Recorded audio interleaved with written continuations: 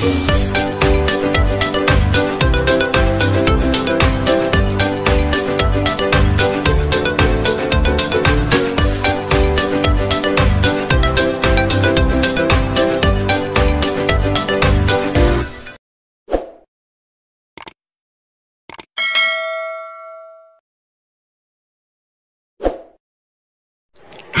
assalamualaikum adik-adik kelas 4.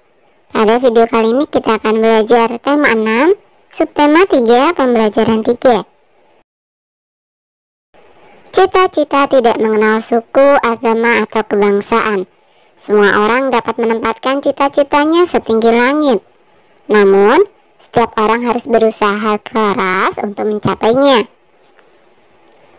Simaklah bacaan berikut ini tentang usaha keras seseorang yang bercita-cita besar. Sang arsitek. Pada tahun 1955, Presiden pertama Indonesia Insinyur Soekarno mengadakan sayembara membuat desain maket Masjid Istiqlal. Sebanyak 22 dari 30 arsitek lolos pada seleksi awal. Presiden Soekarno pun mengumumkan bahwa pemenangnya adalah seorang bernama Frederick Silaban. Siapakah dia? Frederick Silaban lahir di Bonandolok, Sumatera Utara, 16 Desember 1912. Ia adalah seorang lulusan Koningin Wilhelmina School, sebuah sekolah teknik di Jakarta. Meskipun bukan lulusan sekolah arsitektur, ia dapat memenangi sayembara tersebut. Dan semenjak itulah karya-karyanya banyak dikenal di seluruh Indonesia. Masjid Istiqlal merupakan masjid terbesar dan termegah di Indonesia yang dibangun pada tahun 1961 dan pertama kali dibuka untuk digunakan pada tahun 1978. Dengan demikian, diperlukan waktu 17 tahun untuk membuatnya. Dengan usaha yang gigih dan pantang menyerah, Frederick berhasil menyelesaikannya. Karyanya diakui sebagai karya asli anak bangsa Indonesia. Ia bahkan berhasil menyandingkan pembangunan masjid ini dengan gereja katedral di Jakarta. Gereja katedral adalah gedung tempat umat Katolik beribadah. Konsep persatuan dan kesatuan yang dibuat oleh Presiden Soekarno dapat diwujudkan dengan baik melalui kedua bangunan tersebut. Hingga kini, kedua gedung yang menjadi simbol toleransi dan persatuan itu tetap kukuh berdiri, meski arsiteknya telah tiada. Tak hanya berkarya membuat Masjid Istiqlal, beberapa gedung bersejarah telah dirancangnya. Sepanjang hayatnya, ia telah ikut merancang 700 bangunan di seluruh Indonesia. Bangunan tersebut antara lain Gedung Stadion Gelora Bung Karno, Jakarta tahun 1962, Monumen Pembebasan Irian Barat, Jakarta 1963, Monumen Nasional atau Tugu Monas, Jakarta 1960, Gerbang Taman Makam Pahlawan Kalibata, Jakarta 1953, dan Tugu Katulistiwa, Pontianak 1938. Nah, sekarang lengkapilah diagram berikut ini berdasarkan bacaan di atas. Cita-cita Frederick Silaban adalah menjadi arsitek. Halangan yang dihadapi adalah harus bersaing dengan 30 arsitek pada seleksi awal sayembara membuat desain maket Masjid Istiqlal. Kemudian, bukan lulusan sekolah arsitektur dan memerlukan waktu 17 tahun untuk menyelesaikan karyanya. Sikap yang dimiliki adalah tekun belajar, suka bekerja keras, pantang menyerah, dan gigih. Usaha yang dilakukan Frederick Silaban adalah berusaha memenangkan sayembara pembangunan Masjid Istiqlal meski bukan lulusan sekolah arsitek. Kemudian merancang dan membangun 700 bangunan di seluruh Indonesia. Apa saja prestasi yang telah diraih Frederick Silaban dengan usaha dan kerja kerasnya? Memenangkan sayembara membuat desain maket Masjid Istiqlal yang diadakan oleh Presiden Soekarno pada tahun 1955. Merancang pembangunan Masjid Istiqlal pada tahun 1978. Merancang gedung Stadion Gelora Bung Karno di Jakarta pada tahun 1962. perancang Monumen Pembebasan Irian Barat di Jakarta pada tahun 1963. Kemudian merancang Monumen Nasional atau Tugu Monas di Jakarta pada tahun 1960. Merancang Gerbang Taman Makam Pahlawan Kalibata di Jakarta pada tahun 1953. Dan merancang Tugu Katulistiwa di Pontianak pada tahun 1938. Apa kesimpulanmu terhadap usaha Frederick Siraban untuk meraih cita-citanya? Kesimpulan saya adalah Frederick Siraban berusaha meraih cita-citanya sebagai arsitek, meski bukan lulusan sekolah arsitektur.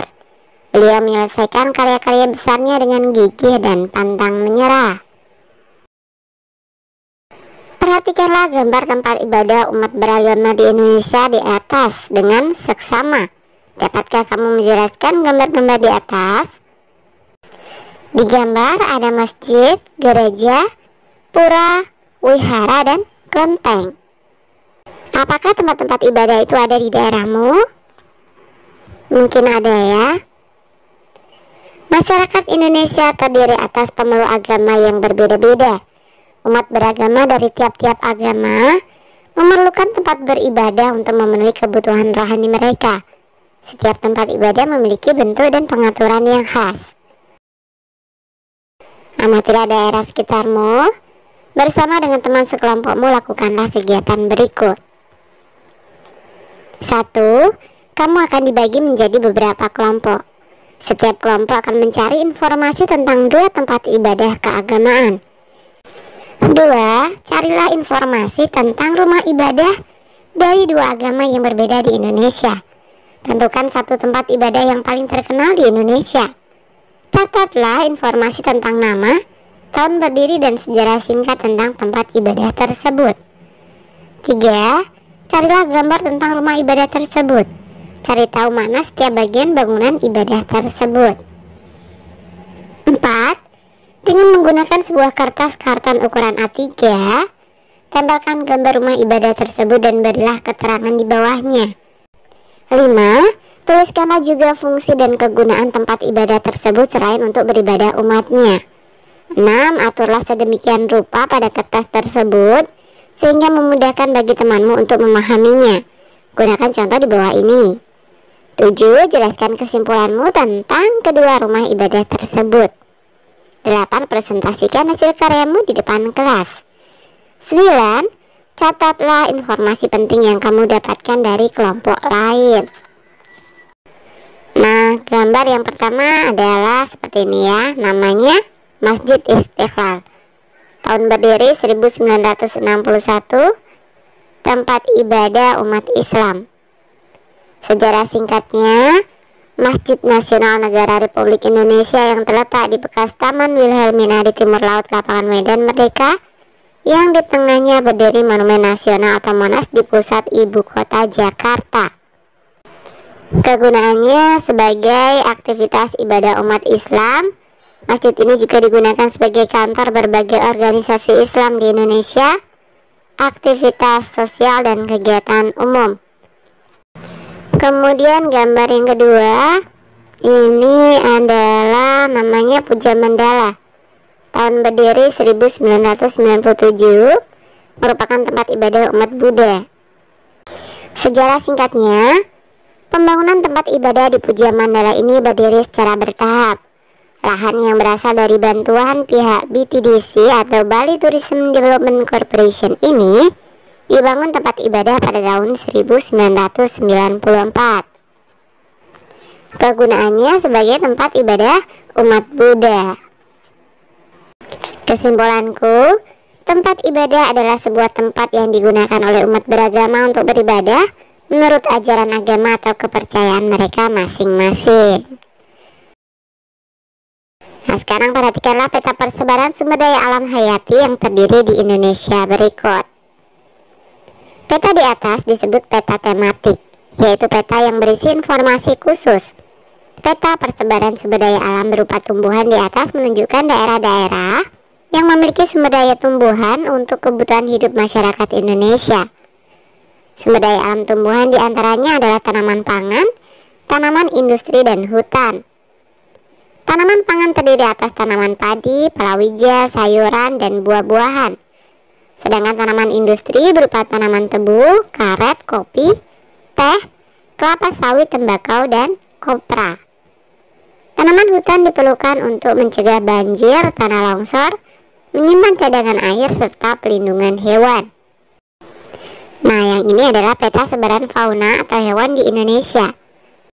Sumber daya alam berupa hewan terdiri atas hewan liar dan hewan ternak. Hewan liar tinggal di hutan dan taman-taman nasional untuk dilindungi dari kepunahan. Contoh hewan liar tersebut yaitu harimau, kera, orangutan, gajah, badak, banteng, dan anoa. Hewan ternak merupakan hewan yang dipelihara atau diternakkan untuk memenuhi kebutuhan manusia. Contoh hewan ternak yaitu ayam, itik, sapi, udang, dan domba. Nah, berdasarkan bacaan di atas, lakukanlah kegiatan berikut. 1. Bekerjalah bersama anggota kelompokmu yang terdiri atas 3 orang. 2. Kamu dan kelompokmu akan membuat sebuah peta persebaran sumber daya hewan atau tumbuhan yang ada di daerahmu. 3. Mintalah peta buta wilayah kabupaten di daerah tempat tinggalmu kepada gurumu. 4. Carilah informasi dari berbagai sumber tentang daerah-daerah di wilayahmu yang menjadi penghasil sumber daya alam hewan atau tumbuhan. 5. Tandailah daerah itu dengan memberikan gambar yang mewakili hewan atau tumbuhan tertentu. 6. Lakukan hal yang sama untuk daerah penghasil sumber daya alam tumbuhan atau hewan lainnya. 7. Jelaskan manfaat setiap sumber daya alam tumbuhan atau hewan yang kamu tahu terhadap masyarakat yang tinggal di wilayahmu. 8. Buatlah kesimpulan tentang sumber daya tumbuhan atau hewan apa saja yang paling banyak dihasilkan di daerahmu. 9. Presentasikan hasil pekerjaanmu di depan kelas. Nah, misalkan petanya seperti ini ya. Ini adalah peta sebaran hewan atau tumbuhan di Jawa Timur. Manfaat sumber dayanya adalah apel, ikan bebek ini sebagai bahan pangan, tembakau, kopi, teh sebagai tanaman industri, pohon sengon, jati sebagai bahan bangunan, rusa, banteng, macan tutul sebagai penyeimbang ekosistem. Kesimpulannya, persebaran SDA atau sumber daya alam berupa hewan dan tumbuhan di Jawa Timur cukup merata. Mendeklamasikan puisi memerlukan persiapan yang baik. Selain menghafalkan baris demi baris, kamu juga harus memahami makna puisi tersebut. Setiap orang bisa memiliki pemahaman yang berbeda terhadap makna puisi. Salah satu cara untuk membedakan makna puisi adalah dengan memberikan penekanan pada saat mendeklamasikannya. Pemberian tekanan pada baris puisi biasanya menggunakan tanda V. Perhatikanlah penggunaan tanda tersebut di bawah ini. 1. 1V menyimbolkan tekanan kata pendek sekali. Kemudian yang kedua, 2V menyimbolkan tekanan kata agak pendek. Dan yang ketiga, 3V menyimbolkan tekan kata agak panjang. Lihatlah kembali puisi tentang penjaga alamku pada pembelajaran pertama. Berilah tanda V untuk memberikan tekanan-tekanan pada baris-baris kalimatnya. Kemudian, latih kembali cara mendeklamasikannya dengan mengikuti tanda jeda yang telah dibuat sebelumnya dan tanda untuk memberikan penekanan. Deklamasikan puisi tersebut di hadapan teman sebangkumu. Mintalah pendapatnya, kemudian lakukan perbaikan berdasarkan pendapatnya. Nah, ini hanya sekedar alternatif jawaban ya. Kakak berikan contoh untuk penggunaan tanda V. Oke, sampai di sini dulu video kali ini ya. Sampai jumpa di video berikutnya.